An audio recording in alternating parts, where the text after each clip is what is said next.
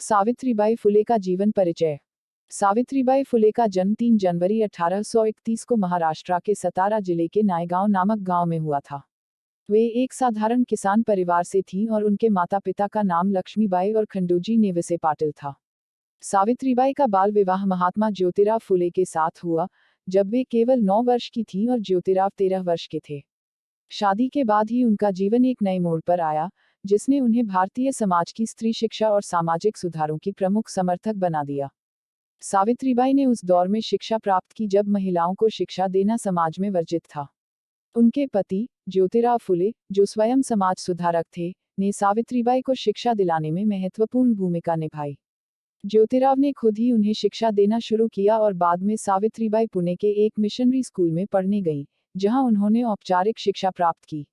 सावित्रीबाई फुले भारत की पहली महिला शिक्षिका और प्रमुख नारीवादी विचारक मानी जाती हैं। सावित्रीबाई फुले ने 1848 में पुणे में देश का पहला बालिका विद्यालय स्थापित किया, जिसका मुख्य उद्देश्य समाज में दलित और पिछड़े वर्ग की लड़कियों को शिक्षा प्रदान करना था। उस समय समाज में लड़कियों की शिक्षा का विरोध किया जाता था, लेकिन सावित्रीबाई ने अपने दृढ़ निश्चय और समर्पण से इन बाधाओं को पार किया। उन्हें सामाजिक प्रतिरोध का सामना करना पड़ा, लोग उन पर पत्थर और गोबर फेंकते थे, लेकिन उन्होंने कभी हार नहीं मानी और समाज को एक नई दिशा दी। सावित्रीबाई फुले ने न केवल महिलाओं की शिक्षा पर ध्यान केंद्रित किया, बल्कि विधवा विवाह, बाल विवाह, जाति प्रथा और छुआछूत के खिलाफ भी संघर्ष किया। उन्होंने विधवाओं के लिए एक आश्रम खोला, जहां विधवाओं और समाज द्वारा बहिष्कृत महिलाओं को संरक्षण और शिक्षा दी जाती थी। इसके साथ ही उन्होंने बाल हत्या रोकने के लिए एक बाल हत्या प्रतिबंधक गृह की भी स्थापना की, जहां विधवाओं और परित्यक्त महिलाओं के बच्चों को संरक्षण दिया जाता था। सावित्रीबाई ने अपने जीवन काल में कई कविताएं और लेख भी लिखे, जिनमें उनके विचार और समाज सुधार की भावना प्रकट होती है।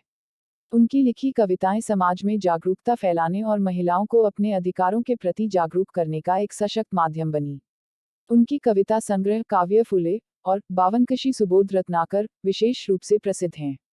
महात्मा ज्योतिराव फुले की मृत्यु के बाद भी सावित्रीबाई ने उनके द्वारा आरंभ किए गए समाज सुधार कार्यों को जारी रखा।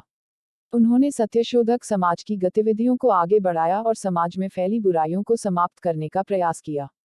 सावित्रीबाई फुले ने उस समय फैली महामारी प्लेग के दौरान बीमार लोगों की सेवा की और इसी सेवा कार्य के दौरान 10 मार्च 1897 को उनका निधन हो गया। सावित्रीबाई फुले का योगदान भारतीय समाज और शिक्षा में अमूल्य है। उन्होंने अपने समय के समाज में एक ऐसी क्रांति की शुरुआत की, जिसने महिलाओं और दलितों के अधिकारों के लिए एक मजबूत आधार तैयार किया। उनका जीवन संघर्ष, साहस और सेवा का प्रतीक है, जो आज भी समाज सुधारकों के लिए प्रेरणा का स्रोत बना हुआ है।